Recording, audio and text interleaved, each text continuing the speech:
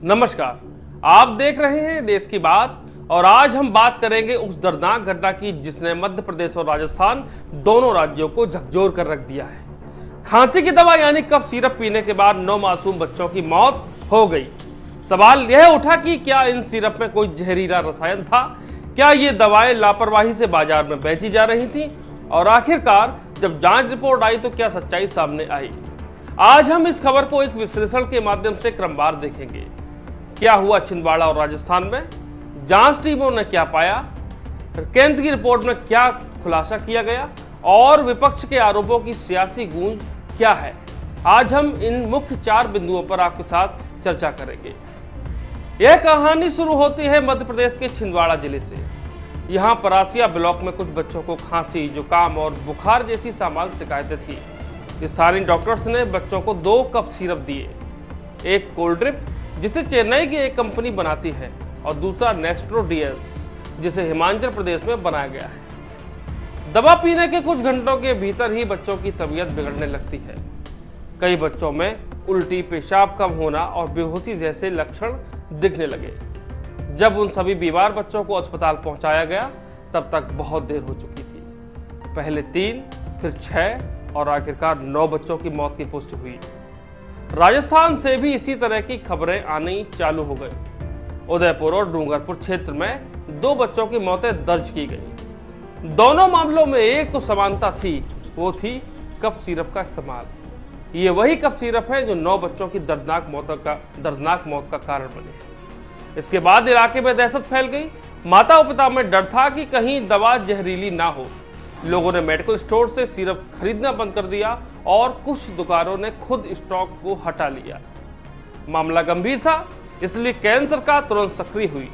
स्वास्थ्य मंत्रालय ने 3 बड़ी एजेंसियों को मौके पर भेजा।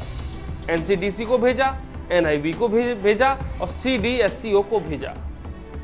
इन टीमों ने छिंदवाड़ा और राजस्थान के प्रभावित क्षेत्रों में दवा, पानी और रक्त के सैंपल लिए। साथ ही जिन बच्चों की किडनी फेल हुई थी उनके बायोप्सी नमूने भी जांचे गए। शुरुआती शंका थी कि दवा में डाइथाइलिन ग्लाइकोल या एथिलीन ग्लाइकोल मिला हो सकता है।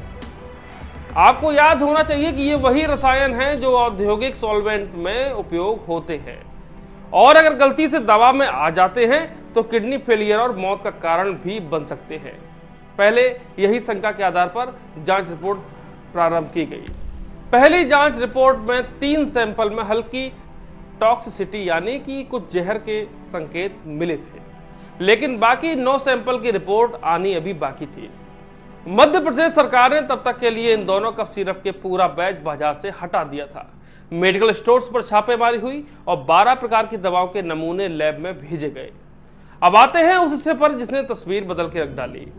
3 दिन पहले केंद्रीय स्वास्थ्य मंत्रालय ने अपनी प्रारंभिक जांच रिपोर्ट पेश की। रिपोर्ट में साफ कहा गया जिन कफ सिरप को लेकर विवाद खड़ा हुआ था उनमें डाइथाइलिन ग्लाइकोल या एथिलीन ग्लाइकोल जैसे खतरनाक तत्व मौजूद ही नहीं थे। समझिए इस बात को, यानी कि सीधी क्लीन चिट मिल गई उनको, यानी कि दवा में विषैले रसायन का कोई सबूत ही नहीं मिला। अगर सबूत नहीं मिला तो फिर इन बच्चों की मौत कैसे हुई, ये भी बहुत रहस्यमयी बात है। इस रिपोर्ट के बाद केंद्र ने कहा शुरुआती आरोप सही नहीं निकले और कंपनी को फिलहाल क्लीन चिट दी जाती है, जैसा मैं आपको पहले ही बता चुका हूं। उप मुख्यमंत्री और स्वास्थ्य मंत्री राजेंद्र शुक्ल ने नरसिंहपुर में बयान दिया कि 12 दवाओं के सैंपल जांच के लिए भेजे गए हैं। जिन 3 दवाओं की रिपोर्ट आई है उसमें ऐसा कोई भी तत्व नहीं मिला जिससे किसी की मौत हो सकती हो। कफ सिरप से मौत होती तो वह बाजार में नहीं आता। अफवाहों पर ध्यान न दें, बाकी रिपोर्ट आईसीएमआर और नागपुर लैब से आएंगी। इस बयान के बाद सरकार ने राहत की सांस ली, लेकिन जनता के मन में सवाल अब भी बाकी है। अगर सिरप दोषी नहीं तो फिर 9 बच्चों की जान कैसे गई? जैसे ही क्लीन चिट का ऐलान हुआ, राजनीति ने करवट ले ली। कांग्रेस और विपक्षी दलों ने सवाल उठाए। कांग्रेस प्रवक्ता के अनुसार सरकार जल्दबाजी में कंपनी को क्लीन चिट दे रही है। 9 बच्चों की मौत हुई है, क्या यह महज एक अफवाह थी? अगर दवा निर्दोष है तो मौतों का कारण भी बताइए। स्थानीय कांग्रेस विधायक ने कहा स्वास्थ्य विभाग ने समय पर बच्चों का इलाज क्यों नहीं कराया? क्या दवाओं की क्वालिटी चेकिंग के लिए पर्याप्त व्यवस्था थी? कुछ बाल रोग विशेषज्ञों ने भी कहा अगर डीईजी या ईजी नहीं मिला तो शायद अन्य कारण जैसे कि बैक्टीरियल इन्फेक्शन, पानी की गुणवत्ता या मिश्रित इलाज मौत का कारण हो सकते हैं, पर जांच अभी भी अधूरी है। दूसरी ओर सरकार का तर्क है कि मीडिया ने शुरुआती रिपोर्ट के आधार पर डर फैला दिया। जांच वैज्ञानिक प्रक्रिया से होगी, किसी अफवाह या भावनाओं से नहीं। अब यहाँ पर एक कंट्रोवर्सी यहाँ पर देखी जाती है, तो 9 बच्चे मर गए, किसकी जिम्मेदारी है ये आप भी जानते हो। ऐसी दवाएं कैसे आती है मार्केट में आप भी जानते हो। यह मामला केवल एक राज्य की त्रासदी नहीं, बल्कि भारत की दवा सुरक्षा प्रणाली के लिए एक चेतावनी है।